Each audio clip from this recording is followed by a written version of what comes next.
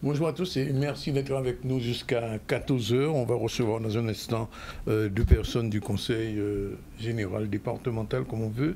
Madame Nadia Negrit, bonjour. Bonjour. Elle est présidente de la commission enfance, famille, jeunesse du Conseil. Et Madame Lucie Tétatiopa. J'ai bien dit Tétatiopa. Voilà, surtout pas faire des erreurs. Bon, elle est directrice enfance, famille, jeunesse au conseil départemental. Et si elles sont là, c'est que sûrement il y a quelque chose dans l'air.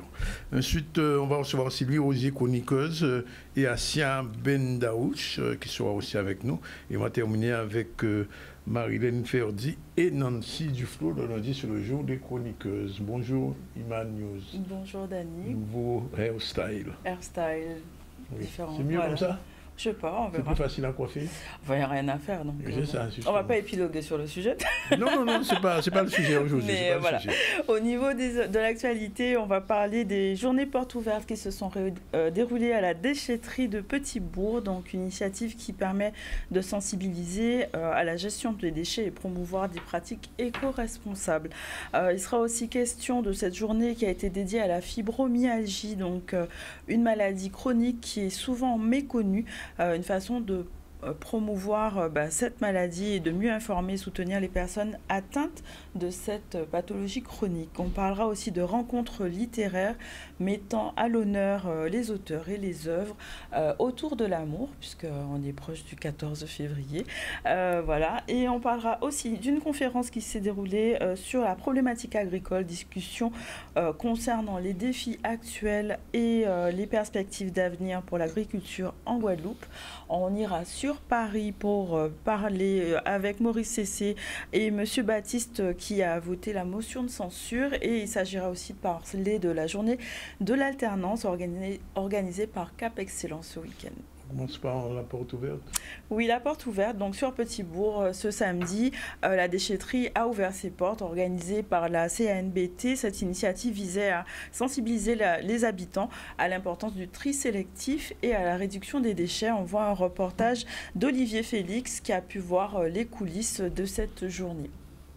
La volonté du président, c'était une journée où les administrés pourront prendre en main l'outil, qui est cette nouvelle déchetterie qui est située à Chemin de Rougeole à Petit-Bourg, et démontrer aussi comment on peut gérer les déchets autrement que par jeter à la poubelle, en allant en déchetterie, en faisant du compost, en réparant ces objets matériels informatiques, raquettes, et puis faire découvrir aussi tout l'environnement des déchets avec les éco-organismes, les différentes filières de responsabilité élargie du producteur, à quoi servent les éco-participations qu'on paye sur chaque objet aujourd'hui dans le commerce. Tout ça aujourd'hui, c'était pour sensibiliser la population et faire que la population prenne en main réellement cet outil. Nous voulons un territoire de haute qualité environnementale, que cela sert de support pour créer de l'activité économique. Cela sert de support aussi pour nous aurons une agriculture encore plus performante, encore plus bio. Cela aussi est utile dans le cadre de cette démarche de souveraineté alimentaire qui m'est chère et que j'ai l'occasion de développer. Donc, un grand merci aux administrés qui sont venus, mais aussi surtout aux exposants. Et ce que nous voulons, c'est qu'il y ait des jeux ludiques qui expliquent aux enfants comment composter, comment étrier. Et donc, toute la journée, ils peuvent venir et pouvoir donc se renseigner. L'ensemble des déchetteries du Nord-Bastia sont ouvertes du mardi au dimanche, donc du mardi au vendredi de 6h30 à 17h30, le samedi de 6h30 à 15h30 et le dimanche de 6h30 à 13h. Nous avons trouvé un accord avec le président de la CNBT pour que nous ayons des composteurs partagés, des composteurs donc, qui sont collectifs, ils seront publics, ils seront mis sur des sites publics, donc à grande échelle, des composteurs qui permettront aux riverains d'un quartier, aux habitants d'un quartier, de venir y mettre des déchets qui sont acceptables pour pouvoir procéder à du compostage. Et nous aurons bien entendu des équipiers, soit des volontaires pour pouvoir gérer le compostage, soit nous le ferons aussi avec nos agents de la ville et nos agents de la CNBT. C'est vraiment quelque chose de formidable. Il est temps pour nous de valoriser l'ensemble de nos déchets plutôt que de les retrouver dans notre forêt, dans nos rivières ou en bordure de route. La population, quand elle vient nous rendre visite sur l'ensemble des déchetteries du Nord-Bastère et qu'elle a téléchargé son application Clink, elle bénéficie de 25 points par passage. Donc, en présentant le QR code à l'agent d'accueil, l'agent d'accueil lui crédite 25 points. Et ça, c'est à chaque passage et sur l'ensemble des déchetteries du Nord-Bastère, à savoir Lamentin, Des Haies, Pointe-Noire et Petit-Bourg. Ce cumul de points permet d'obtenir des bons d'achat, donc des bons de réduction, à hauteur de 5 € pour tous les 100 points. Bien, c'est une bonne chose, le compostage, effectivement.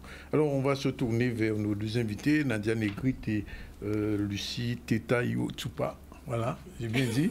Et ils vont nous dire de quoi il s'agit ces jours-ci, puisque la dernière fois qu'elles étaient venues, il y avait une manifestation à Petit Canal. Oui, c'est ça. C'est où? En fait, c'était les journées départementales de l'enfance. Oui. C'était le dimanche 24 novembre et ça s'est très bien passé. On a eu plus de 1200 personnes qui sont venues pour cette journée dédiée à l'enfance, à la famille également. Et ça s'est très, très bien passé. Et donc, vous avez une autre position. Mais avant, je voulais quand même poser la question à Mme Teta-Tsupa. Je m'entraîne bien, je vais y arriver, ne vous inquiétez pas. L'année 2024, au niveau de l'enfance et de la famille, ça s'est bien passé au niveau du conseil départemental. Vous avez bien organisé tout? Ça s'est très bien passé. L'année a été extrêmement riche, extrêmement active. On a organisé énormément d'événements à destination du grand public avec nos partenaires sur la question de l'adoption, sur la question de la place des pères, la santé de manière générale. On a fait aussi la rétrospective des 50 ans de la PMI. La protection maternelle et infantile a fêté ses 50 ans l'année dernière. Donc on a fêté ces événements. On a accueilli un événement national, les rencontres territoriales de la protection de l'enfance en novembre 2024. Les journées départementales de l'enfance dont a parlé Mme Negrite et bien sûr nos fêtes habituelles comme les fêtes de Noël avec les enfants protégés notamment. Donc les enfants de la Guadeloupe se portent mieux? On fait en sorte qu'ils se portent mieux. On continuera à faire en sorte qu'ils se portent mieux. C'est vrai qu'on doit toujours continuer le travail qu'on a commencé parce que la situation, comme aussi la situation socio-économique de notre île est difficile comme un peu partout. Donc, effectivement, nous remarquons qu'il y en a de plus en plus de familles en difficulté, mais nous mettons tout en œuvre pour pouvoir les aider, les accompagner le mieux possible. Et donc, vous organisez chaque fois des manifestations. Mais alors, il y a un problème qui se pose. On dit que les femmes de la Guadeloupe font moins d'enfants. Ce n'est pas que sur les femmes de la Guadeloupe, les femmes en général. Ah, en général? Oui, c'est ce qu'on dit. Les femmes en général, il y a 2 hommes pour une femme, c'est ça? D'après les statistiques. 2 hommes pour une femme. 2 hommes et demi. 2 hommes et demi pour une femme. Ah bon, je ne savais pas. Ben, j'apprends des choses. Non, mais effectivement, mais c'est pas que ça que les femmes font moins d'enfants. Je pense que sur le taux de... Mais moi, je vais plus rester du côté économique, les difficultés économiques, le fait de ne pas faire trop d'enfants. Les difficultés économiques? Oui, mais en fait, toutes les femmes ne sont pas dans la précarité quand même. Non, mais même si on n'est pas dans la précarité, quand même, on se pose des questions sur l'avenir. Oui. Parce que, vous savez, on est dans un avenir incertain. Regardez, on a voté le budget on est en train de voter le budget de l'État. On est au mois de février.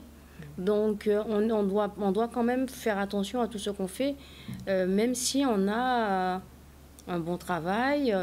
Faire un enfant, c'est quelque chose de réfléchi. Il faut et de concerter, parce qu'on ne fait pas un enfant aujourd'hui comme on faisait un enfant il y a quelques années. Ça, c'est mon point de vue. Oui. Et c'est ce que vous dites aux femmes aujourd'hui? Non, c'est-à-dire qu'en fait, lorsqu'on a fait les journées départementales, on a fait les 50 ans de la PMI, oui. Les professionnels étaient là pour expliquer aux femmes que le processus pour faire un enfant, c'est un processus qu'il faut... C'est réfléchi bien avant, comme la protection maternelle infantile, et là, bien avant la naissance. Elles peuvent aussi avoir des conseils pour pouvoir faire les enfants, bien sûr, mais pour les aider à mûrir le projet. Et pour leur dire qu'effectivement, là, on revient en 50 ans de la PMI, que nous avons des services qui pourront les accompagner dans ce processus. Et s'il y a des difficultés, nous avons des professionnels qui sont là aussi pour les accompagner. C'est un peu votre position aussi? Oui, et c'est vrai qu'en réalité, la question de la natalité, c'est une question importante, mais ce n'est pas une question qui est, on va dire, mathématique. Il y a en effet une baisse de la natalité. On est autour de 4000 naissances par an aujourd'hui. Il y a 10 ans, on était plutôt autour de 6000 naissances. Voilà. Donc on a en effet une baisse de la natalité, mais ça ne veut pas dire qu'il y a moins d'enfants et de familles dans le besoin. Oui, mais il y a plus de vieillissement de l'autre côté. Il y a du vieillissement, mais on a besoin d'un accompagnement qui est très important des familles. On remarque dans les familles qu'elles sont de plus en plus isolées. On a beaucoup de familles monoparentales, beaucoup de femmes isolées qui laissent seules leurs enfants. Alors pour le mariage, c'est fort probable. J'ai pas les chiffres. J'ai vu les chiffres de l'INSEE, ça a diminué. Mais ceci dit, on a en effet des difficultés qui persistent. C'est pas parce qu'on a moins d'enfants qu'on a moins d'enfants à protéger et à accompagner. Pour autant, on reste sur des chiffres qui sont quand même très importants et qui parfois ont tendance à augmenter aussi d'année en année, malgré toutes les considérations sur la démographie. Donc notre place est extrêmement importante au niveau du conseil départemental. Les services de protection maternelle et infantile qui jouent un rôle de prévention, d'accompagnement des familles au plus près, comme l'a dit Madame Négrite, avant même la conception, dès la réflexion sur le projet de parentalité. Et puis après, au fil des années, et puis malheureusement, on a aussi la protection de l'enfance qui intervient lorsque c'est nécessaire. Et c'est encore une question qui est vraiment d'actualité. Et Mme Négrite, qu'est-ce qu'on prévoit pour 2025 alors? On prévoit beaucoup de choses pour 2025.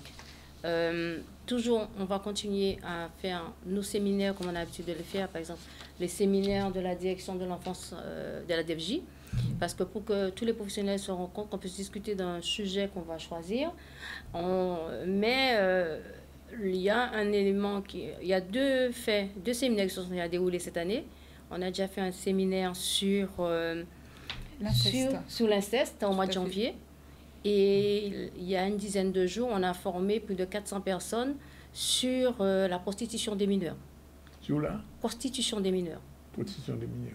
C'est un phénomène récurrent en Guadeloupe en ce moment? En fait, c'est un phénomène qu'il faut s'inquiéter. D'accord. Donc, nous, avec le parquet, on a passé une convention l'année dernière avec l'État sur la prévention et la lutte contre la prostitution des mineurs. Mais nous avons aussi, nous voyons poindre le mois de mars qui arrive, avec le 8 mars, qui est la journée internationale des droits des femmes. Et autour de cette date, nous allons avoir une semaine d'événements. Et avec l'inauguration de la Maison des femmes dans le cadre du réseau VIF. La Maison des femmes, qu'est-ce que c'est la Maison des femmes? Expliquez-nous un peu. Mais je ne vais pas tout dire ce soir, aujourd'hui. Non, mais comprenez un peu quoi, la Maison des femmes. Ça... dans le cadre du réseau VIF, le réseau VIF, c'est le réseau violence intrafamiliale. Oui. Donc, nous avons décidé d'être chef de file de ce réseau, de mettre tout le monde ensemble pour pouvoir faire le parcours des victimes de violences intrafamiliales. Voilà, c'est ça. Et dans ce schéma-là, nous avons décidé de faire une maison des femmes où on pourra accueillir des femmes victimes de violences, les accompagner, faire en sorte qu'ils trouvent des éléments de réponse sur le parcours de soins dont ils auraient besoin. Il y aura des associations qui seront présentes dans cette maison des femmes. Nous allons passer des conventions avec le centre hospitalier, avec le parquet, avec la gendarmerie, et aussi pouvoir aider ces femmes qui rencontrent des difficultés lorsqu'elles se font violenter. Ça veut dire quand une femme a un problème de violence, elle téléphone et puis elle peut se mettre à l'abri un moment, c'est ça? Voilà, on va les aider aussi à se mettre à l'abri parce que nous avons plusieurs conventions avec des bailleurs sociaux, pour pouvoir faire en sorte de les protéger. Oui. L'idée, c'est d'avoir en fait sur un même lieu, sur un même site, l'ensemble des services qui sont compétents pour la prise en charge, l'accompagnement de ces femmes victimes de violences. Donc en effet, on a des travailleurs sociaux qui seront présents, des psychologues, des médecins, des services de police aussi, des associations. L'objectif, c'est vraiment que ces femmes qui se retrouvent seules, victimes de violences, parfois perdues aussi, dans l'ensemble des dispositifs qui existent, sachent où elles peuvent aller et trouvent une réponse à leurs questions, un accompagnement, parce que c'est une période qui est extrêmement difficile à vivre. Il faut avoir beaucoup de courage pour faire la démarche de sortir de ces situations. Donc l'objectif, c'est de mettre l'ensemble des moyens au niveau des partenaires institutionnels, des associations, pour prendre en charge, accompagner et sécuriser ces femmes, mais aussi ces familles, puisqu'elles ne sont pas seules, elles ont aussi souvent des enfants. Effectivement, parce que le procureur est venu ici, la procureure, et disait que les violences augmentent. Oui, les violences augmentent et les enfants sont des, je dirais, des victimes collatérales de ces violences qu'on retrouve au sein de la famille.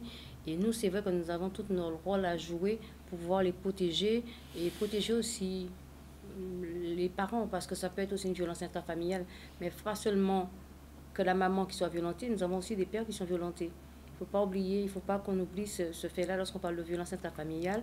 Donc, on parle de toute la sphère familiale. Donc, les enfants, on peut trouver aussi les grands-parents qui peuvent se faire violenter.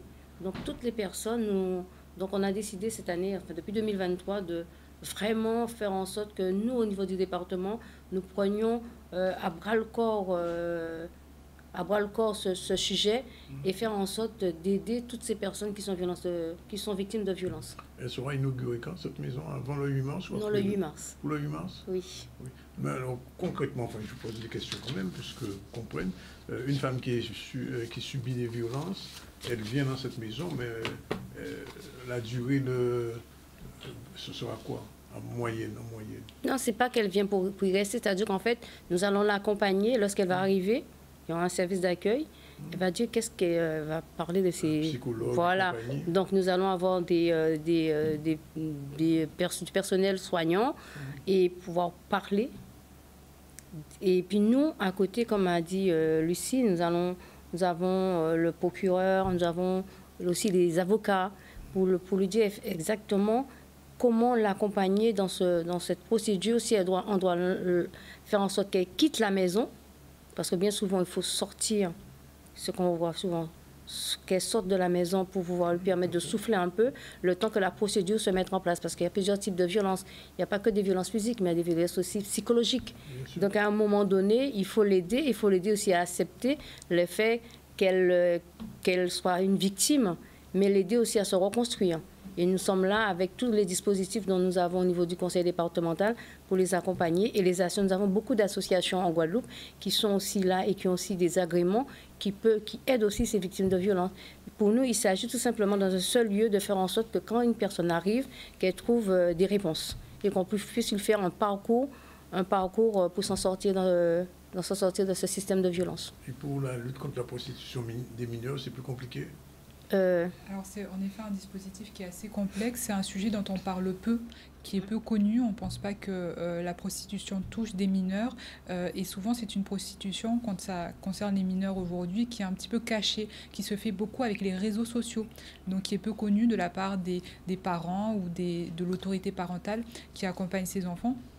Donc c'est très important pour les professionnels, qu'il s'agisse de la protection de l'enfance, du domaine social, d'être formés aux nouveaux mécanismes de la prostitution aujourd'hui, aux moyens de prévenir cette prostitution à l'égard des mineurs, comment est-ce qu'on fait pour les protéger de ce phénomène. Et malheureusement, lorsque des mineurs sont dans des réseaux de prostitution, comment est-ce qu'on les accompagne pour les sortir de ces réseaux, pour les protéger. D'accord. Et donc ce séminaire que vous avez eu, ça aura des effets, j'ai envie de dire, au suivi après?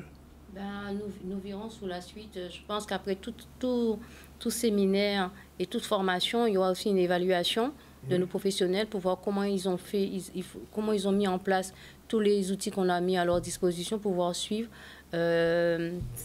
cette prostitution. Mais c'est vrai que nous sommes plusieurs partenaires sur ce dossier de prostitution. Nous, au département, on travaille vraiment en symbiose, je dirais, avec le parquet sur cette prostitution. Il faut vraiment qu'on aille cette problématique sur notre île. Alors, Journée de la femme, c'est le 8 mars, enfin international. J'imagine que pour la fête des mères, vous avez prévu quelque chose aussi? Non, pas particulièrement pour la fête des mères. En fait, au même moment de la Journée internationale de la femme, nous avons aussi le Salon de la famille. Qui sera au WTC du 6 au 8 mars, avec des conférences. Nous prévoyons beaucoup d'événements, par exemple, peut-être qu'au mois d'avril, faire un événement autour de la famille. Nous avons trois événements majeurs dans l'année pour qu'on sorte que la famille sorte un peu des murs, qu'ils se retrouvent à l'extérieur, qu'ils puissent voir autre chose. Donc là, au mois de juin, nous avons... le séminaire de la direction. Voilà, c'est ça. Et au mois de novembre, la semaine du mois de novembre, nous faisons les journées départementales de l'enfance et puis avec la famille Comme l'année dernière, on va se retrouver sur un autre lieu. Je pense que cette année, on va peut-être sur la Basse-Terre. Ah, ce ne serait pas une mauvaise idée. Vous avez dit ça l'année dernière. Oui, justement, c'est ça. Oui. On a pensé à vous. Ah, tant mieux, tant mieux. On a pensé aussi aux personnes de Basse-Terre. Les gens m'ont posé la question, je ne vous cache pas. On va essayer de localiser, mais il faudrait qu'on trouve un lieu qui pourrait accueillir plus de 1500 personnes. Vous avez le fort d'Elgos peut prendre plus que 3000 personnes. Oui. Non, mais c'est pas, oui, je pense qu'il y avait au moins 5000 soldats là. Donc, il suffit simplement de l'aménager comme il faut. Mais enfin, de toute façon, c'est une bonne initiative. Donc, ça signifie qu'on vous reverra. Oui, on sera souvent ici. Bon, mais aussi, il faudrait dire aussi, excusez-moi, qu'en fait, là, c'est les parties visibles de la DFJ, mais nous aussi, nous travaillons beaucoup de partenaires, donc nous signons beaucoup de conventions pour faire en sorte de rendre un peu plus fluide le traitement des dossiers. Donc, on a signé des conventions avec l'ARS, avec la CGSS, pour permettre d'avoir un référent pour que le traitement des dossiers des enfants qui arrivent au service social de l'enfance soit plus fluide et qu'on puisse aller vraiment plus vite en cas de difficulté. Donc, les partenaires, on a comme partenaire aussi, bien sûr, on travaille beaucoup avec la direction des TPJ. Donc, on ne travaille pas avec la Guave, non? Avec la Guave.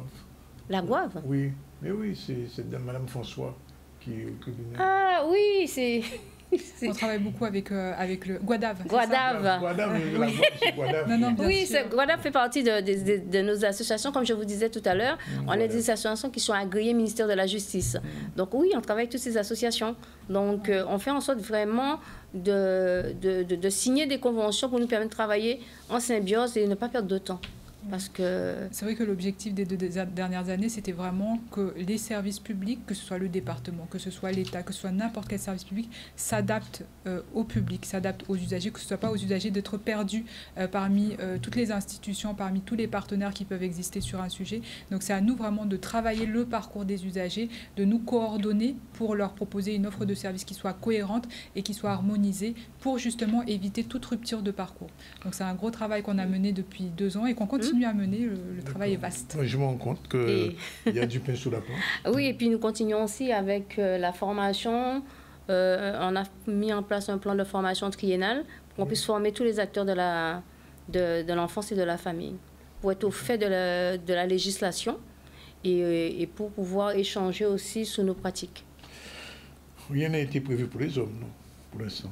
On a pensé à vous. L'année dernière, on a fait un séminaire sur la place des pères, justement. Mais non, mais Madame Desgrit n'a rien annoncé pour les hommes. Non, mais pour l'instant, ce n'est qu'une ébauche déjà de ce qu'on va faire, qui est déjà validé. Mais c'est vrai qu'on a discuté, on a parlé vraiment, comme tout à l'heure, j'aime à préciser quand je parle du réseau vif, violence intrafamiliale, qu'on ne parle pas simplement que des femmes, qu'on parle aussi des hommes qui ont du mal. C'est la famille. Oui, voilà. Et puis, on a fait c'est vrai que c'est un séminaire qui m'a énormément touchée, le séminaire sur la place des hommes, parce qu'on a des pères qui sont venus revendiquer leur place. D'accord. Et c'était vraiment très intéressant. Et là, on fera aussi des choses en direction des pères et de la famille, pour que le père puisse aussi retrouver sa place au sein de la famille. Et puis, on a le salon de la famille du 6 au 8 mars. Maman, papa, Timon et famille.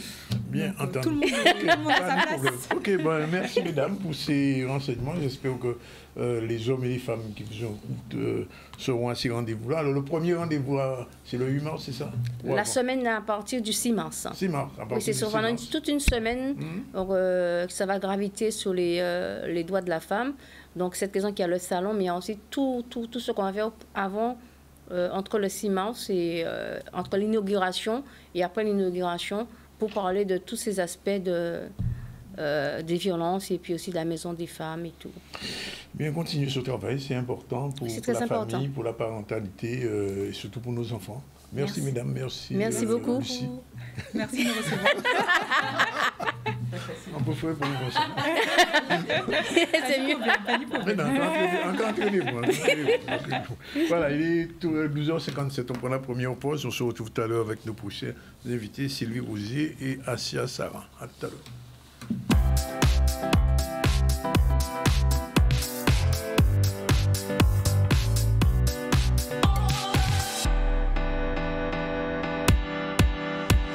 Nous sommes de nouveau avec vous et vous êtes avec nous et nous recevons dans un instant Madame Rosier. Bonjour. avec elle on va parler de moins de réunions. C'est une bonne idée ça. La recette pour booster votre équipe. Et on va recevoir aussi Assia Sarah, bonjour. Bonjour. Et avec elle on va parler, on va parler de la libération émotionnelle. Après sa journée de porte ouverte, ça s'est bien passé?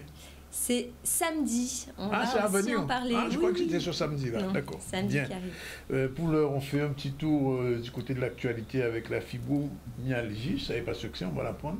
Et les rencontres littéraires. C'est parti, la news. Alors la fibromyalgie, c'est une maladie qui est caractérisée par des douleurs chroniques diffuses et une fatigue persistante avec des troubles du sommeil. Et le 12 mai, c'est la journée mondiale de la fibromyalgie.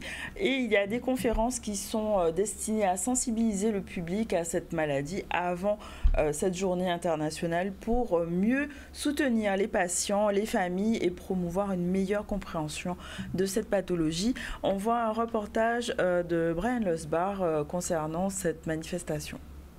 L'objectif d'aujourd'hui était de réunir partenaires, adhérents et sponsors ou autres autour d'une grande journée le 11 mai. Alors la date officielle est le 12 mai, nous le ferons le 11 mai pour une question, c'est un dimanche, qui est la journée mondiale des infirmières et de la fibromyalgie, puisque c'est en 1800 quelque chose, une infirmière atteinte de fibromyalgie qui a trouvé la force de créer la Croix-Rouge suisse, première école d'infirmières. Je suis atteinte de la pathologie de la fibromyalgie.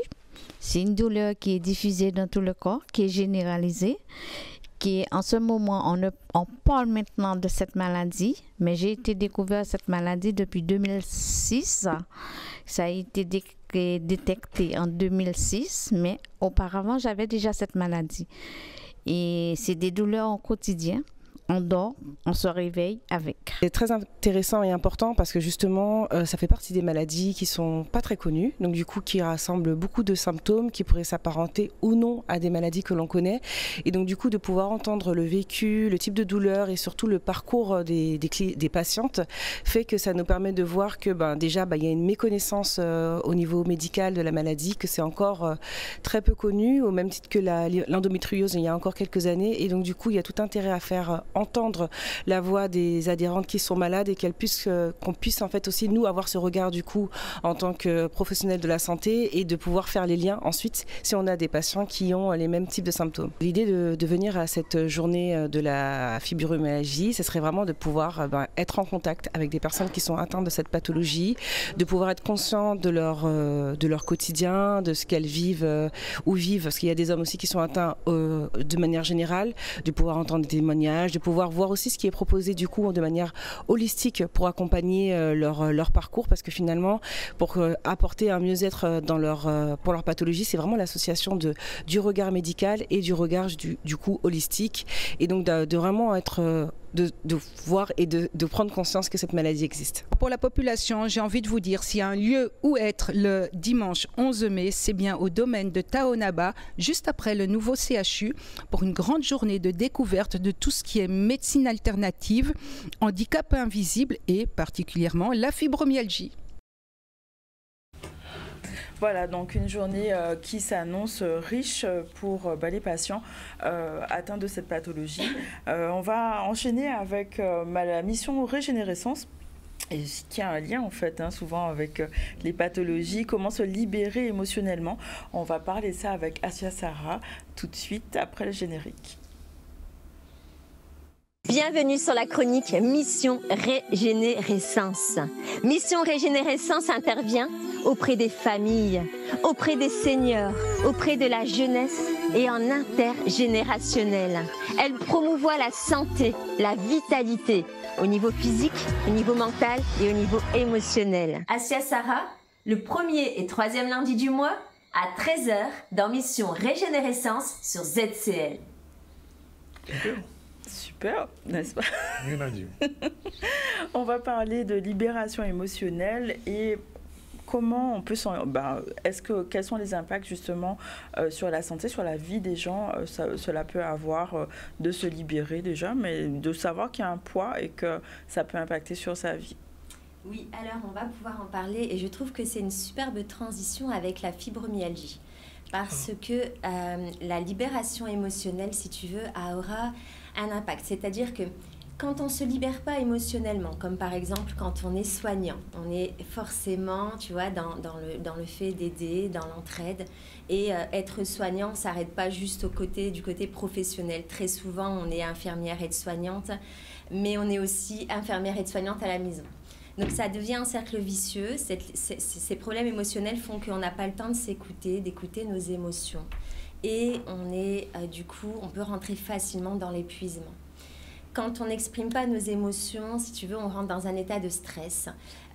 Et puis donc dans cet épuisement, et très souvent, ce qu'on n'exprime pas, le corps l'exprime. Tu vois. Donc la fibromyalgie, c'est quoi? C'est les douleurs au niveau du muscle de manière généralisée, on le sait. Et c'est exactement ça, c'est le corps qui ne s'est pas permis d'exprimer par la bouche, quand on n'exprime pas avec les mots MAUX, et ben des mots, MOTS, ça s'exprime en mots MAUX. Donc les infirmiers, tous les acteurs de santé sont très souvent touchés par ces maladies chroniques. Moi-même, j'étais infirmière, donc je sais de quoi je parle. Donc ça a été pour moi un fléau. Et c'est vraiment, vraiment très important de prendre conscience à quel point la libération émotionnelle est capitale, tu vois, pour éviter d'être dans un stress omniprésent, en fait. Mais justement, le stress, on en parle souvent maintenant, mais est-ce qu'il y a vraiment des clés pour se libérer de ce stress, se débarrasser de ces poids, en fait, qu'on porte? On parle de fibromyalgie parce que c'était le sujet juste avant, mais c'est aussi toutes les pathologies qui s'expriment, en fait, dans le corps. Comment se débarrasser de ça? Alors, il y a des techniques, heureusement, on en a parlé tout à l'heure dans ce qu'elle disait, la dame sur la fibromyalgie, des techniques qu'on appelle holistiques, tu vois, un accompagnement, en fait, de manière globale. Parce que c'est vraiment important de prendre la personne dans sa globalité. Il n'y a pas que le stress. Le stress, il aura un impact, en fait. Il aura un impact au niveau physique sur les douleurs physiques. Il aura un impact sur tes relations, sur ta clarté d'esprit et tes objectifs de vie. Donc, c'est vraiment important de prendre la personne dans sa globalité. Et c'est là où on parle du domaine holistique. Holistique qui veut dire global. Hein. Souvent, on peut faire un amalgame entre... c'est un côté un peu ésotérique, spirituel, mais c'est quand même aussi ça, mais c'est pas que ça, c'est vraiment prendre la personne dans son environnement, dans son entourage, dans son passé. Effectivement, c'est prendre la personne et s'occuper d'elle, l'accompagner au niveau mental, au niveau émotionnel, au niveau physique et au niveau spirituel dans la reconnexion à soi-même, si tu veux. Tout à fait. Et donc, une fois qu'ils se sont libérés de ces poids émotionnels, qu'est-ce que ça peut changer dans leur vie? Alors, concernant les techniques, on parlait des différentes techniques, donc ça va être de libération, telles que le tapping, la sophrologie. Il y a énormément de techniques qu'on peut mettre en place, qu'on met en place chez Régénérescence, on va en parler tout à l'heure. Qu'est-ce que ça va apporter? Ça va apporter un impact favorable sur le sommeil, sur les douleurs physiques. Très souvent, les personnes qui sont stressées, ils ont mal au cou, ils ont mal aux genoux, ils ont mal un peu partout. En fait, tous les organes ont un rapport avec nos problèmes émotionnels. Tu vois, comme par exemple, l'estomac, c'est la rumination. Donc, si on travaille sur ça, si on travaille sur notre stress, on va retrouver un estomac beaucoup plus léger, une digestion beaucoup plus facile. La charge mentale, tu vois, si par exemple on est quelqu'un de stressé et qu'on intervient sur notre stress, on sera beaucoup plus zen au niveau mental. Et donc cette clarté d'esprit va nous permettre de créer, d'avoir des objectifs de vie, de pouvoir parer à ce qu'on veut, à nos désirs. Donc ça va nous apporter sommeil, réparation physique, légèreté d'esprit, clarté d'esprit, vitalité et puis de la joie.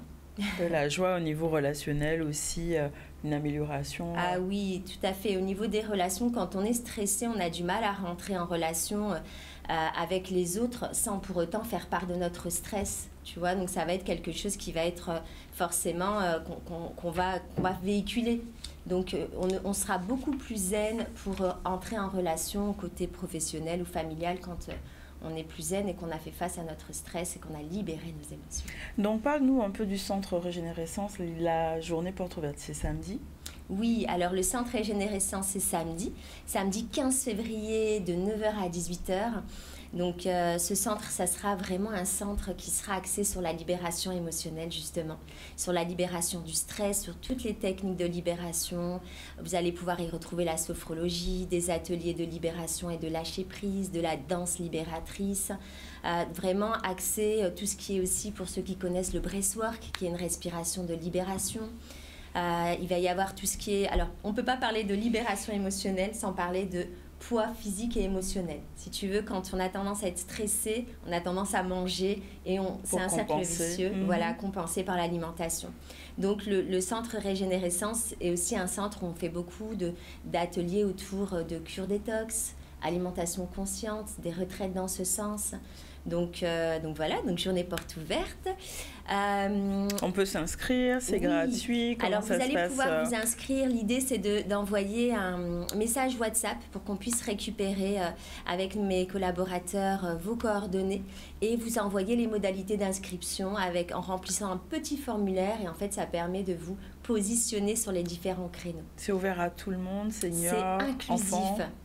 Exactement, le centre Régénérescence, c'est de l'enfance jusqu'au senior.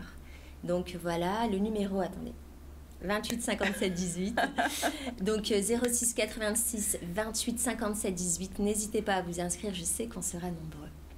Bon, ben super. En tout cas, merci pour ce centre qui va permettre, je pense, d'aider beaucoup de gens en Guadeloupe, parce qu'on a besoin de ça, se libérer de la charge mentale et du stress encore plus, n'est-ce pas, Danick?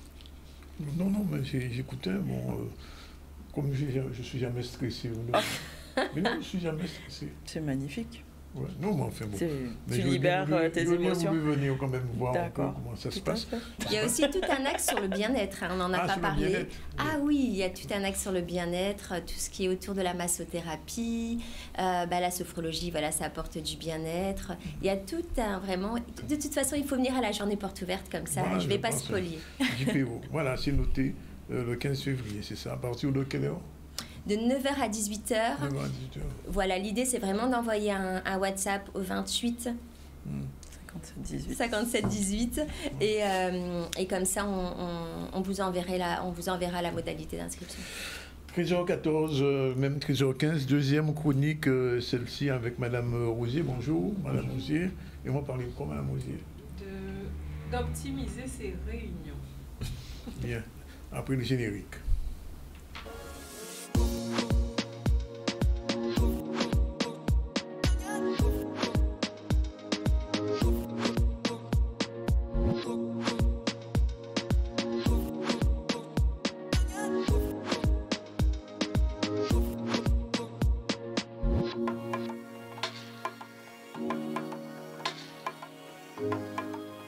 C'est vrai que quand je suis allé à la Réunion une fois, je me suis dit non, il faut arrêter les réunions parce qu'il y a trop de réunions, même en Guadeloupe. Bref, aujourd'hui, donc on va parler de la recette pour booster son équipe en réduisant les réunions. C'est bien ça? C'est ça. En fait, il faut les optimiser. C'est pas forcément les réduire, peut-être oui, réduire dans la durée, mais il faut qu'elles soient mieux organisées. Et qu'en fait, une réunion a un sens, elle a un but, et donc il y a des façons de faire pour que ce soit plus intéressant et plus impactant pour toute l'équipe.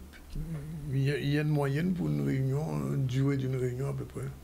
Une bonne réunion, une réunion efficace, elle dure 30 minutes. 30 minutes, bon, c'est noté. Bien, alors, qu'est-ce qui fait qu'une réunion devient de la perte de temps? Déjà, elles sont très souvent beaucoup trop longues et les objectifs de la réunion ne sont pas clairs. Donc, ce qui fait qu'on démarre avec... on parle d'un peu de tout et n'importe quoi. Il n'y a pas d'ordre du jour. Il n'y a pas d'ordre du jour, ou on ne respecte pas l'ordre du jour. Et donc, du coup, la réunion se retrouve vraiment trop longue. Après, deuxième problème, assez souvent, c'est que les réunions ne sont pas assez interactives. Il n'y a qu'une personne qui parle, assez souvent le manager ou le responsable, le chef d'entreprise. Et donc, les autres, ils écoutent. Mais au bout d'un moment, ils se lassent. D'écouter? D'écouter. En fait, il faut se rendre compte que depuis... quelques années maintenant, le temps d'attention, on parle beaucoup des enfants, mais les adultes, c'est pareil. Le temps d'attention a beaucoup diminué. Donc, il est de combien à peu près maintenant? Pour les enfants, on parle de 15 minutes. Pour les adultes, après, passer les 30 minutes, on a beaucoup moins d'attention. On décroche, on passe à autre chose. On a des idées qui nous viennent. Les chroniques ne soient pas trop longues non plus à la télévision. 8 minutes. Les chroniques ne sont pas trop longues. 8 minutes maximum. Les gens m'ont dit ça. Oui, vous voyez. Et des fois, on parle de tout et n'importe quoi. Il n'y a pas d'action concrète décidée à la fin de la réunion. Donc, des fois, on sort d'une réunion et on se demande, mais... Quand on est là c'était pourquoi? Oui. De quoi on a parlé déjà et c'était quoi le but? Donc, c'est ça le problème. Les 3 gros problèmes des réunions. Alors, il y a une méthode? Bien sûr, une réunion, ça se prépare. Donc, je disais, l'idéal, c'est de limiter le temps à 30 minutes maximum avec un objectif clair. Quand on travaille en équipe, on essaie d'avoir des rencontres hebdomadaires au mieux. Donc, forcément, on n'est pas obligé de démultiplier les objectifs. Chaque réunion a son objectif. Comme ça permet de tenir le timing d'environ 30 minutes. Si on n'a pas tenu les 30 minutes, donc il faut voir qu'est-ce qui n'a pas été et de comment revoir notre organisation. Deuxième proposition, c'est d'adopter la règle des 3 P. Premier P pour priorité. Donc, c'est là où on se fixe un objectif. 3 P, c'est le P. Non, les 3 P. Priorité, participation, plan d'action. Ça peut être P? Non. Et donc, le premier P, c'est pour les priorités. C'est donc se fixer un objectif unique, l'objectif prioritaire de la semaine. D'accord. Deuxième chose, on essaie de faire en sorte qu'il y ait une contribution active de chacun des participants. Donc, avec une participation à un point où, en tout cas, chacun peut discuter. Et à la fin de la réunion, on sort avec un plan d'action, en tout cas des décisions claires et des tâches attribuées aux personnes qu'il faut pour être sûr que, du coup, on sort de là avec un plan clair.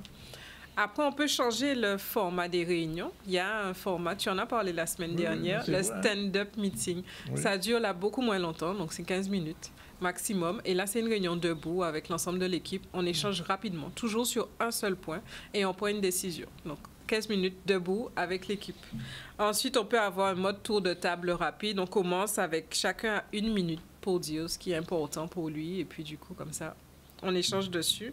Ou on fait des réunions asynchrones. Ici, il y a beaucoup de points à voir. Il y a beaucoup d'éléments importants. On peut d'abord traiter certains éléments par email. Et après, du coup, quand on arrive en réunion, c'est pour formaliser ces éléments qu'on a discutés par email. Alors, comment faire quand on est chef d'entreprise ou président d'association ou de groupe pour que les gens ne lâchent pas, ne décrochent pas? Qu'est-ce qu'il faut faire? C'est de donner à chacun l'opportunité d'être acteur de cette réunion. On peut aussi commencer par une question impactante pour les acteurs et leur demander, par exemple, quel est votre plus gros frein au projet ou quel est l'objectif principal que vous devez atteindre aujourd'hui. Comme ça, chacun peut parler, répondre à cette question et après, on discute ensemble. Ça réduit le temps de parole du manager, du responsable ou du président de l'association. Et donc, chacun se sent acteur et donc forcément impliqué dans la réunion et il n'aura pas tendance à vouloir regarder ses messages sur WhatsApp pendant que tout le responsable parle. Alors, quelquefois, quelquefois, dans une réunion, on a peut-être beaucoup de choses à dire. On a un grand discours, enfin, je sais pas moi. Je vois par exemple dans une association ce qu'on appelle le rapport de synthèse de l'association, la vie de l'association pendant 1 an, on ne peut pas faire ça en 5 minutes. Mais justement, ce rapport de synthèse, enfin, pour être président d'association, moi, ce que je fais, ce rapport, je l'envoie au préalable par email. Ah bon? Pour demander à tout le monde de le lire d'abord. On gagne du temps. Je ne dis pas qu'il n'y a pas de réunion qui déborde. Mais justement, ce temps-là est fastidieux. On est là à écouter le bilan ou le rapport pendant juste de longues minutes. Tandis que si on fait tout le monde le lire au préalable, quand on arrive en réunion, on a juste à échanger sur les points. Ben, voilà. Tandis qu'ils l'ont en amont, par email, on a juste à échanger sur les points importants de ce rapport. Et donc, on passe l'étape de lecture et on a gagné 30 minutes, voire une. Alors, est-ce qu'il ne manque pas quelque chose, ce qu'on appelle un relevé de décision? Oui, bien sûr, mais c'est ça le plan d'action, en fait. On peut avoir le relevé de décision, le plan d'action avec les tâches. Il y a une secrétaire, quand même. Oui, mais bien sûr. Qui prennent des notes et qu'on voit le compte-rendu. Et on voit le compte-rendu. Oui. Et surtout, comme ça rappelle aussi à chaque personne les tâches qui lui sont attribuées. OK, bon, format court et interactif, c'est ça? C'est ce qu'on va retenir. Merci pour ces conseils. Boostez-vous. Et donc, ces réunions-là n'ont pas de stress? Non. Non? Tout est organisé, tout est préparé. Voilà. On verra ça le 19. Voilà, merci Madame Osier, il est 13h22. On a le temps de lancer les rencontres littéraires. Oui, rencontres littéraires donc, qui ont été organisées autour de la thématique de l'amour. On est proche de la Saint-Valentin et c'était l'occasion pour les auteurs de présenter leurs œuvres en lien avec cette thématique. On voit un reportage d'Olivier Félix. C'est important d'avoir des auteurs pour lesquels j'ai beaucoup de respect et une grande amitié pour qu'on puisse parler du thème de l'amour aujourd'hui à quelques semaines de la Saint-Valentin. Il y aura dit un agent créole, ce soir c'est le partage. Ce soir on va se dire les choses en adulte. On va parler d'amour, on va parler de nos ressentis, on va parler aussi de l'avenir, de comment on va faire pour vivre ensemble et de faire de belles choses ensemble. C'est la thématique du soir. Au niveau de la bibliothèque, notre souci, c'est de diversifier notre offre culturelle. Donc, ça part effectivement du prêt de livres, certes, puisque c'est notre fonds de commerce, mais aussi faire découvrir toute une panel d'artistes, tant écrivains que des artistes aussi qui s'adressent à l'art pictural. Et d'ailleurs, nous avons eu au mois de décembre dernier une exposition avec une artiste peintre nommée Alice Anne Augustin. J'étais agréablement surpris parce que j'ai vu qu'il y avait pas mal de personnes et puis l'ambiance est bonne. Mais cela veut dire aussi que les gens qui sont venus ici, ce sont des gens qui aiment la chose, qui sont convaincus. Et je crois que ça me donne espoir de dire que ce lieu multimédia, comme on veut, va servir, va peut-être aider à des gens comme ça dans plusieurs domaines. Ici, c'est le littéraire. Et à venir ici, exploiter ce lieu. Et ce qui fait que le contribuable, les gens qui sont à côté, verront que c'est une bonne chose. C'est un outil que nous mettons à la disposition des artistes, des poètes et compagnie. Et j'invite ceux qui le veulent à venir ici. Nous sommes preneurs de la chose. On va parler de l'amour, mais on va parler de l'amour à travers les livres, à travers des échanges, à travers la poésie, mais aussi à travers le théâtre. On va parler des non-dits qu'il peut y avoir dans un couple, parce qu'on sait qu'il y a énormément de couples où on ne se parle plus, où on ne se dit pas les choses, et c'est ce qui peut affecter, altérer le couple. Donc on va parler de l'amour poétiquement, mais aussi sérieusement. Voilà, donc voilà, il est on va faire notre... 13h24. Oui, on fait notre pause. La deuxième pause, c'est la dernière. Et on se retrouve tout à l'heure avec notre dernière chroniqueuse, Marilène Ferdi et Nancy Duflo, tout de suite.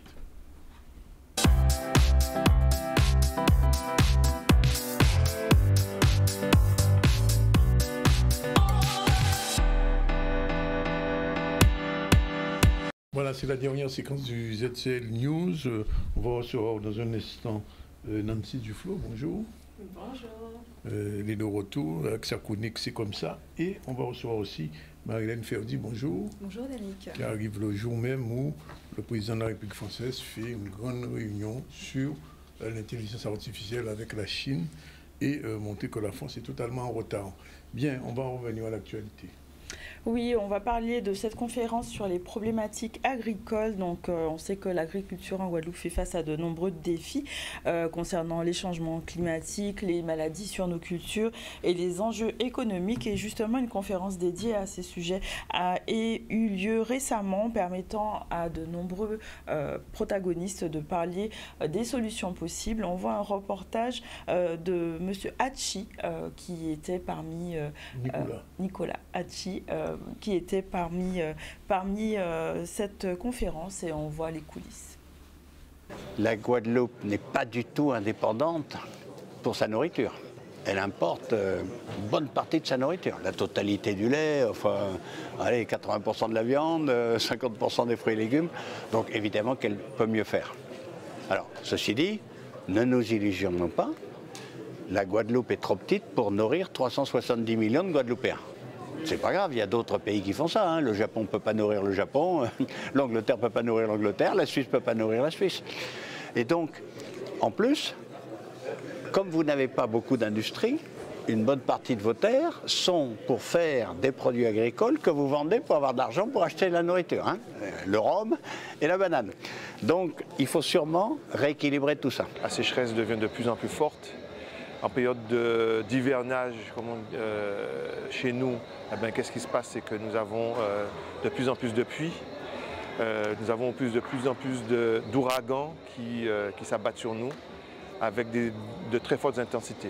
Donc effectivement, pour nous, c'est très important de pouvoir comprendre et d'essayer d'adapter nos productions pour permettre à nos agriculteurs de pouvoir nourrir la population. Un des problèmes, c'est que vous allez être très fortement victime du réchauffement climatique, comme la plupart des pays tropicaux, mais en même temps qu'on a ce défi de réchauffement climatique, il y a cet immense espoir que ça y est, grâce au progrès extraordinaire de l'informatique, de l'intelligence artificielle, on va commencer seulement à connaître le vivant.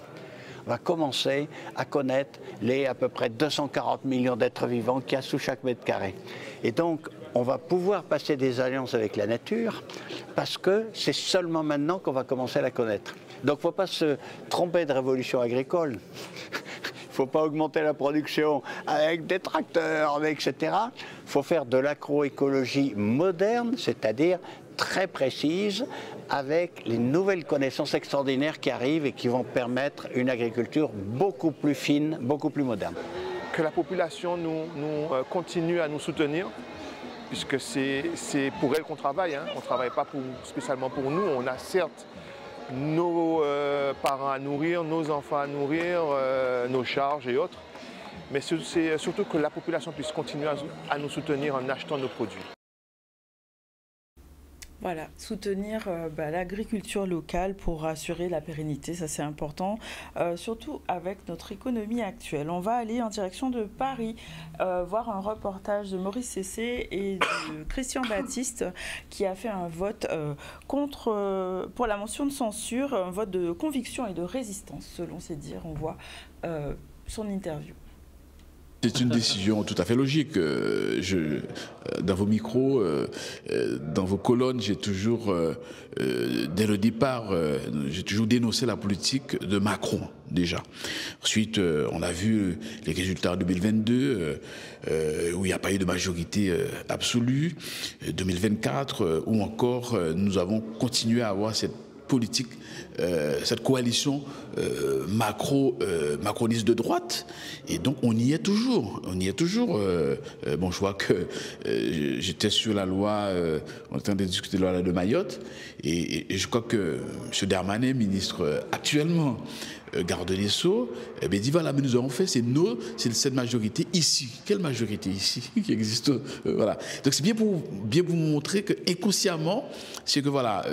Donc bon, évidemment, moi j'ai une posture et j'ai des convictions. Et c'est à partir de ces convictions. Mais au-delà de ça... Vous êtes senti seul quand même pour une telle décision? Non, pas du tout.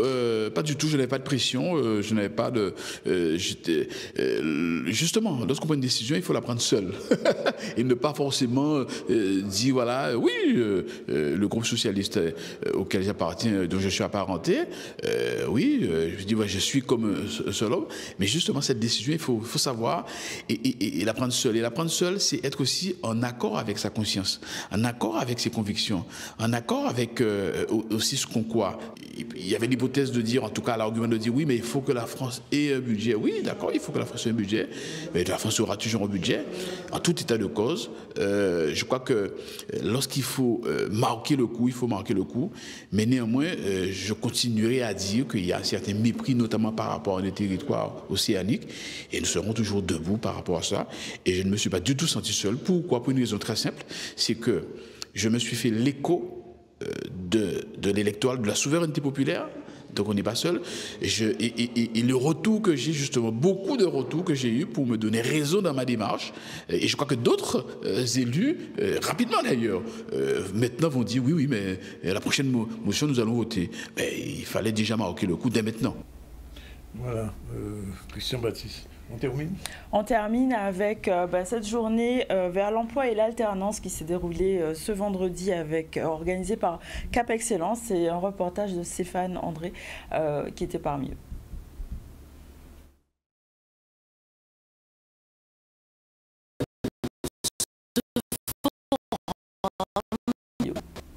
Un petit problème là. Petit problème technique.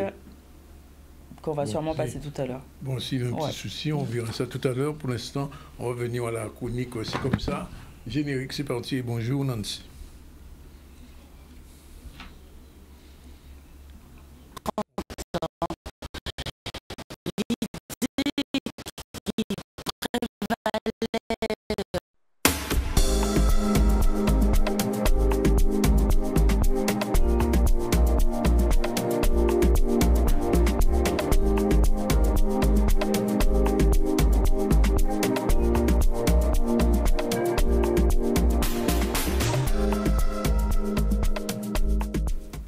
je disais bonjour Nancy, bonne année. Bonjour à tous et oui, bonne année Dani. Même si moi en février, on peut dire bonne année. Bonne année, bonne année. Oui. Alors, on va parler du branding. Qu'est-ce que c'est le branding, pour ceux qui ne savent pas? Alors, le branding, c'est tout simplement l'image de marque d'une entreprise. C'est l'identité, en fait, d'une entreprise. Et c'est vrai qu'aujourd'hui, il se repose sur plusieurs points. Alors, déjà, par rapport à l'identité visuelle, eh bien, ce serait tout ce qui est logo, c'est le choix des couleurs, c'est la typographie. Vous avez aussi le ton. Quel ton que vous allez justement prendre pour pouvoir s'adresser à votre communauté, quel message que vous voulez justement faire véhiculer. Ensuite, vous avez aussi les valeurs. Les valeurs, c'est très important. Les valeurs, quelle est votre histoire? Comment vous allez raconter votre histoire à travers justement votre image de marque? Et surtout aussi l'expérience client. Comment vous allez en fait vous adresser à votre communauté pour faire justement transverser le message. Donc, comment le branding peut améliorer la visibilité? Alors oui. C'est très important. Le branding va permettre justement d'améliorer votre visibilité et va justement aussi vous permettre d'être beaucoup plus crédible dans votre démarche.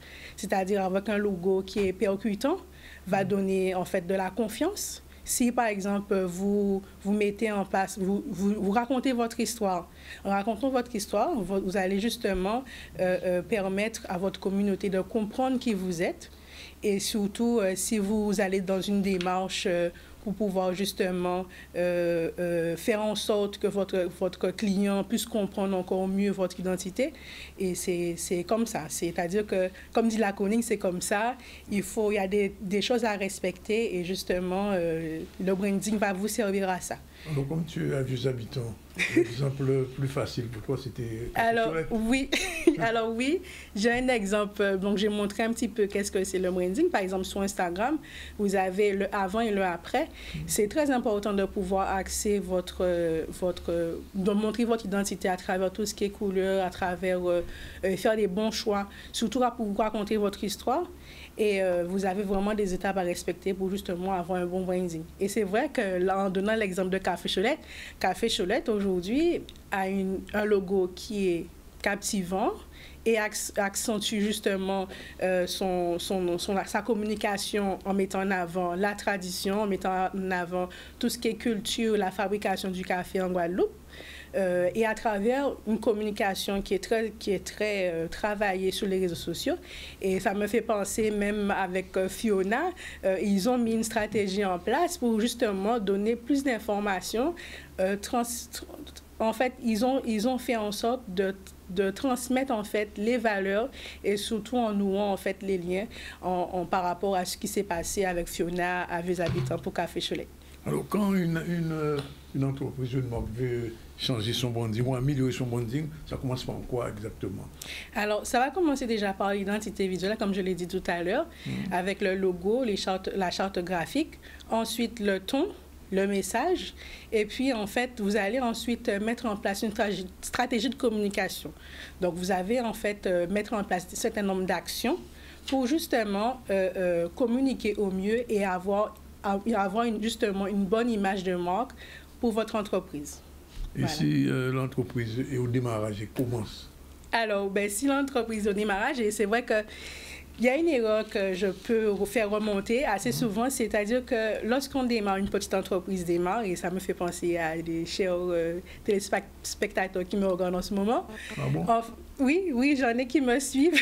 J'en ai qui me suivent et je les ai dit justement de bien regarder, de noter justement ces erreurs. Mais en fait, il y a des erreurs vraiment qu'il faut éviter. C'est le changement de logo. Vous avez des personnes qui changent leur logo fréquemment. D'accord? Et en fait, l'erreur que vous fait remonter assez souvent, c'est qu'en fait, vous allez créer une page et en fait, commencer à faire des jets de photos, de visuels. Il ne faut vraiment pas fonctionner comme ça. Il faut comprendre depuis le départ, il faut que vous créez votre identité visuelle, votre identité qui vous êtes, comment vous allez faire connaître votre marque, et ensuite, et même avant, créer une stratégie de communication bien précise et par la suite, créer vos réseaux sociaux.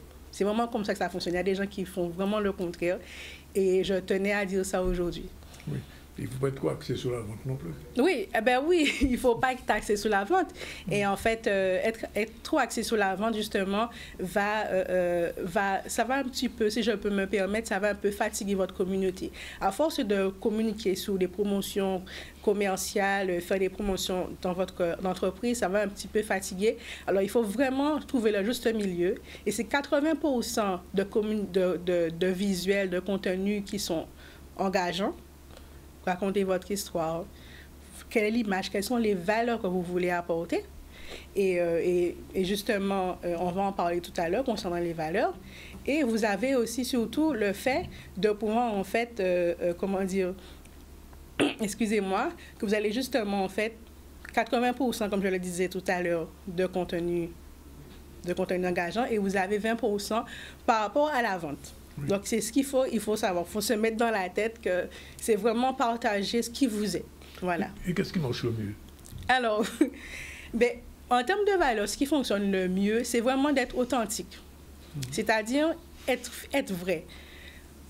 Il faut être vrai, en fait, lorsque vous voulez avoir un bon branding, c'est être vrai. Être franc avec vos clients, c'est la première chose à avoir. Ensuite, vous pouvez avoir une valeur différente. Par exemple, ça peut être la valeur au niveau de l'écologie. Vous pouvez justement axer la valeur que vous apportez à votre entreprise, c'est l'écologie. Je prends un exemple. Ça peut être, admettons que vous avez une entreprise qui propose des cosmétiques. D'accord? Vous pouvez justement apporter cette valeur en disant tout simplement que vous avez un produit, un rouge à lèvres, que vous proposez et qui est biodégradable, que vous pouvez venir l'échanger, le remplir, par exemple, au magasin, ça peut être ça. Ça peut être aussi au niveau de l'innovation. Par exemple, avoir des valeurs d'innovation, de modernité, de nouveauté. Et encore, en prenant l'exemple, vous pouvez vraiment dire qu'aujourd'hui, vous proposez à votre clientèle un rouge à lèvres qui peut faire fard à paupières et rouge à lèvres. Ça peut être une idée, d'accord? Et pour vraiment qu'on puisse comprendre qu'est-ce que c'est, d'accord? Et puis aussi, mais vous avez aussi votre histoire. Je continue à le répéter encore parce que l'histoire, c'est très important.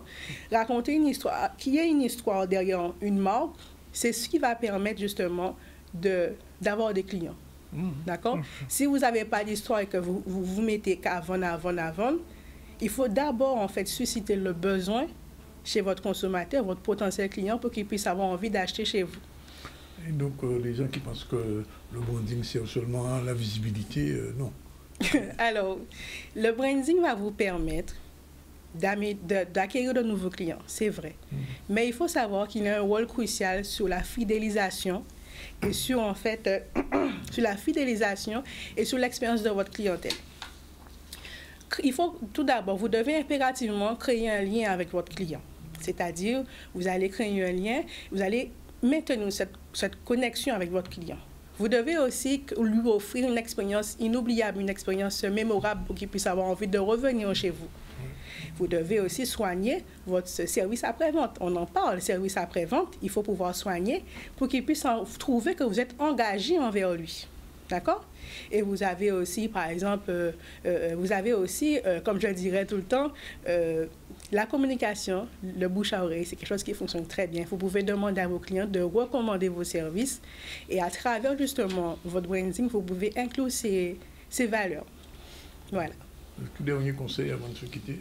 Alors, le conseil que je donnerais à tout chef d'entreprise qui débute ou bien qui sont déjà en activité, c'est tout simplement parce que créer un branding, ce n'est pas quelque chose qui est facile et ce n'est pas quelque chose non plus qui se fait du jour au lendemain. D'accord? Il faut pouvoir le travailler, il faut être patient, il faut le travailler. Et comme je dis, et comme j'ai envie de dire, si vous ne savez pas forcément comment vous y prendre, vous pouvez faire appel à moi, par exemple, pour vous aider, pour vous donner des conseils, pour pouvoir améliorer votre image de marque. Parce que lorsqu'on dit qu'on va chez Nike, lorsqu'on achète des paires de chaussures, on n'achète pas des chaussures, on achète des Nike. Lorsqu'on achète un téléphone, chez iPhone, on n'achète pas un téléphone, on achète un iPhone. Alors, on achète des Samsung. Oui, bien sûr, ce sont des marques. Alors, si aujourd'hui, vous voulez créer une marque, vous devez respecter certains critères. Et c'est le branding. Alors, on ne dit pas aujourd'hui on regarde la télé, on dit qu'on regarde le ZCL. Les ZCL. Voilà, c'est ça. Voilà. D'accord, merci en tout cas pour ces conseils sur le branding, sur le naming aussi, changer de nom. Et on va changer de rubrique puisque c'est l'heure du JCL générique. Le journal du campus Luminance, c'est l'info sur l'audiovisuel, le cinéma et la culture. Le JCL vous donne rendez-vous à 13h30 le lundi, le mercredi et le vendredi dans le ZCL sur Canal 10.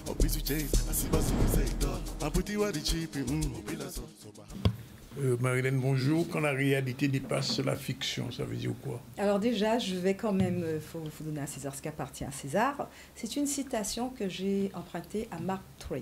Alors, vous vous souvenez Mark Twain? Non? Quand j'étais en classe, j'ai appris ça. Quand tu étais en classe. Alors, juste pour rappeler les aventures de Tom Sawyer. C'est vrai qu'on a passé Tom ça. Sawyer. Tom Sawyer, c'est Mark Twain. Alors, quand la réalité dépasse la fiction, aujourd'hui, je veux vous proposer un édito qui est très personnel. Et en partageant avec vous, une fois n'est pas coutume, on va parler de littérature. Ah bon? Ah oui, on va parler de littérature, de 3 livres d'Annick. Alors, je les mets dans l'ordre de parution. Voilà. Alors, j'aimerais bien qu'on puisse les voir à l'écran. Voilà, ces 3 livres. On va les mettre ici. Voilà. Donc, on va commencer par celui-là, celui-là et celui-là. 1984. Voilà. Alors, ce sont des livres qui me sont chers, que j'adore tout particulièrement, ces 3 livres. Et aujourd'hui, alors le premier livre, c'est celui-là. Donc, la particularité, c'est George Orwell, 1984. Alors, George Orwell, c'est un écrivain britannique qui est né dans ce qu'on appelle les Indes. Donc, c'était à l'époque où l'Inde faisait partie de la colonie britannique. Et donc, il est né en 1903 et le livre est paru en 1943. En pleine Deuxième Guerre mondiale. Le second, il a été écrit par Ray Bradbury, Fahrenheit 451. Donc c'est un Américain qui a écrit ce livre et qui est paru en 1955, après la Deuxième Guerre mondiale. Et celui-là, donc, il est beaucoup plus récent, donc il est fin du XXe siècle, puisque vous avez compris, ce sont des livres qui se situent pour les 2 premiers au début du XXe, et celui-là à la fin du XXe siècle. Celui-là, il est peut-être un peu plus connu, donc il a paru en 1985 de la Canadienne Margaret Atwood. Retenez bien la nationalité de notre autrice. Alors, quel est le point commun d'Annick entre ces 3 romans? Vous les connaissez? Je vais découvrir, je suis là pour... Oh, ça m'étonnerait que, quand même, ça, c'est pas possible, 1984, que vous ne l'ayez pas lu. Non, Annick, je serais très déçue si vous ne l'avez pas lu. Alors, le point commun de ces 3 romans d'Annick, c'est qu'au-delà du fait... Alors, c'est pas parce que les auteurs sont morts, parce que Margaret Atwood est encore vivante. Elle a 85 ans, elle est encore vivante. Le point commun d'Annick de ces 3 romans, c'est qu'ils ont eu un succès extraordinaire. Donc, ils ont raflé tout ce qu'il peut avoir comme prix littéraire, ces 3 romans. L'autre particularité, c'est que ça a propulsé les auteurs dans un genre donc très particulier, et ils sont devenus des références dans ce genre littéraire. On en viendra au genre littéraire. Vous savez quelque chose? On dit que Trump se sert beaucoup de Orwell maintenant. Oh, attention, on va y arriver. Ne dévoilez pas mon édito, s'il vous plaît. C'est pour ça que je sais que vous l'avez. Et donc, et il y a encore un autre point commun, c'est que ces 3 livres d'Annick ont fait l'objet d'adaptations cinématographiques, télévisuelles et pièces de théâtre. Mais l'autre particularité, c'est que toutes les séries, tous les films ont eu de grands succès et ont remporté de nombreux prix. Bon, vous me direz, il n'y a pas que ça comme point commun. Alors, on va revenir au thème. Le thème de 1984, donc... J'aimerais bien qu'on fasse un gros plan sur 1984. George Orwell, donc il dénonce quoi? Le totalitarisme. Souvenez-vous, je vous ai dit, George Orwell, le livre est paru en 1943. Nous sommes à la Deuxième Guerre mondiale. Donc rappelez Hitler au pouvoir. Donc illustré par un régime où le parti contrôle chaque aspect de la vie. Ça vous rappelle rien? 2020, le Covid, voilà. Grâce à une surveillance omniprésente via des téléécrans et la police de la pensée. Donc on vient parler de Big Brother. Symbolise cette surveillance constante. Je crois que tout le monde a déjà compris où je veux en venir. Ensuite, Fahrenheit 451, juste expliquer ce que signifie le terme Fahrenheit 451. Donc, bien sûr, on fait référence à une température. C'est la température où le papier s'autoconsume. Mais c'est aussi un symbole. Donc, c'est le cri de ralliement des pompiers aux États-Unis, le chiffre 451. Mais pas que. Alors, dans le thème de ce livre, il met en avant la déshumanisation avec des valeurs fondamentales telles que l'amour. Il n'y a plus d'amour.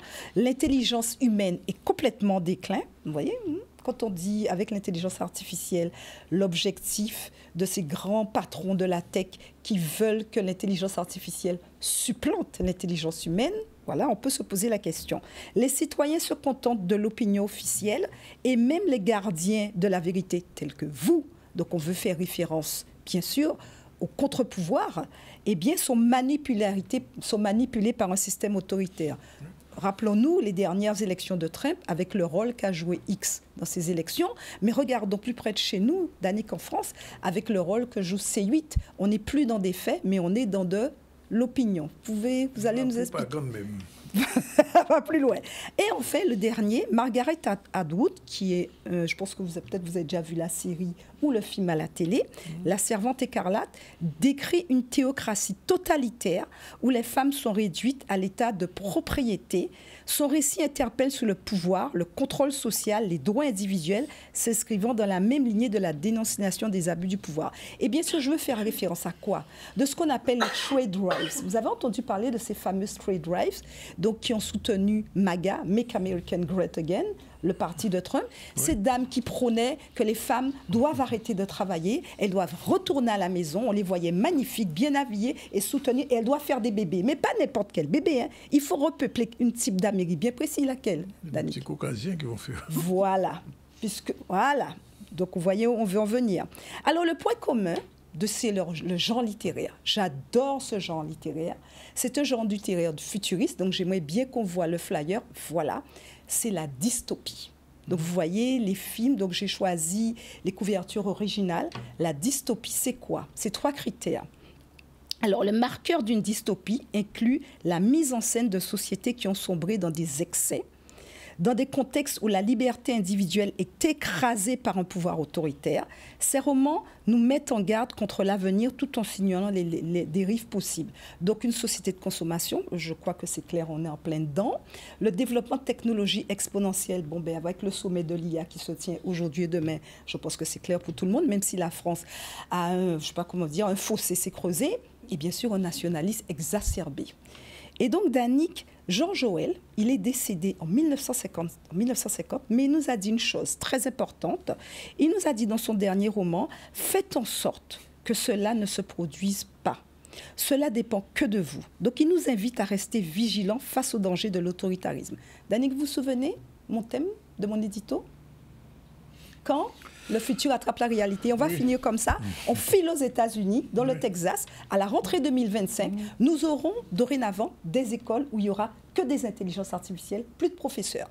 C'est clair, 2 types d'écoles, des écoles privées, des enfants entre le CM1 et le 4e, et bien sûr des écoles publiques, mais qui ne dépendent pas de leur académie. La particularité, le programme ne change pas, sauf qu'il y a 3 matières importantes. Ils vont apprendre à coder, ils vont apprendre à travailler en esprit d'équipe, et le dernier, ça c'est très intéressant, ils vont apprendre à gérer de l'argent, notamment pour jouer en bourse. Voilà. Donc, quand la réalité rattrape la fiction, eh bien on y est. Voilà, merci pour cet édito sur la réalité qui dépasse la fiction. Il est pratiquement 13h56. On va rappeler que depuis le début du ZCL aujourd'hui, on a reçu Mme Nadia Negrid, la présidente de la commission Enfance, Famille, Jeunesse au conseil départemental ou général, comme on veut, et avec Lucie Teta Youpa, directrice Enfance, Famille, Jeunesse du Conseil, pour annoncer un certain nombre de manifestations pour la famille, pour les femmes aussi. Et justement, ils ont annoncé la création d'une maison de la femme guadeloupéenne. On a reçu Sylvie Rosier, qui nous a expliqué comment faire une réunion très courte. Oui, le sujet est prêt? Ben, on va le regarder rapidement. C'était la journée de l'alternance et c'était à Sonis. Et un petit reportage de Stéphane André, c'est parti.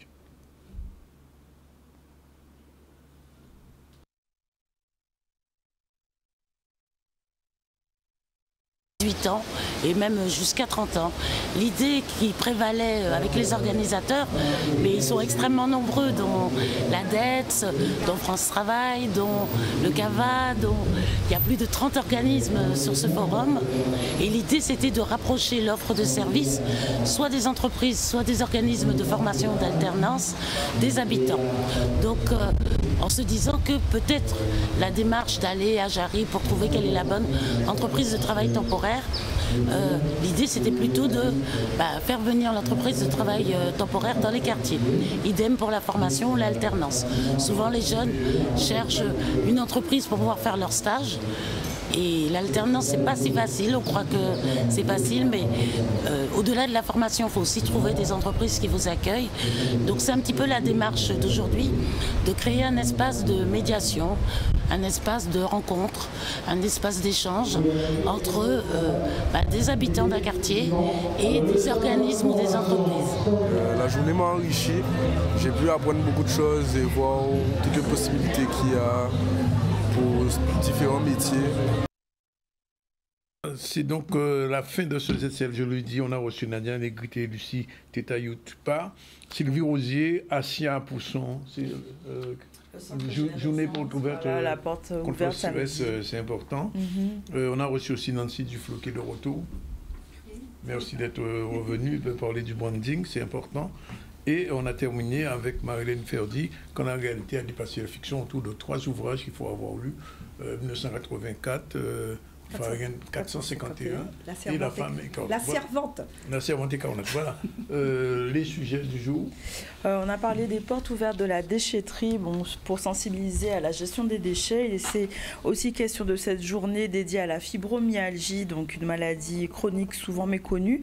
On a parlé littérature et autour de la thématique de l'amour, puisqu'on est proche du 14 février. Il était aussi question de cette conférence sur les problématiques agricoles, les défis actuels et les perspectives d'avenir. On a vu M. Baptiste qui a parlé de son vote de conviction et de résistance avec Maurice Cessé et de la journée de l'alternance dont on vient de voir le sujet tout récemment. Et on se retrouve demain à partir de 12h30 avec d'autres sujets comme d'habitude et avec toujours notre main marque. Notre branding demeure, c'est le ZCL News. Voilà. On ne change pas de logo. Voilà. À demain à la même heure. Merci à tous celles qui sont venus aujourd'hui au ZCL et merci à la réalisation de Yann avec le soutien de Satyam. Voilà, c'est fini pour aujourd'hui.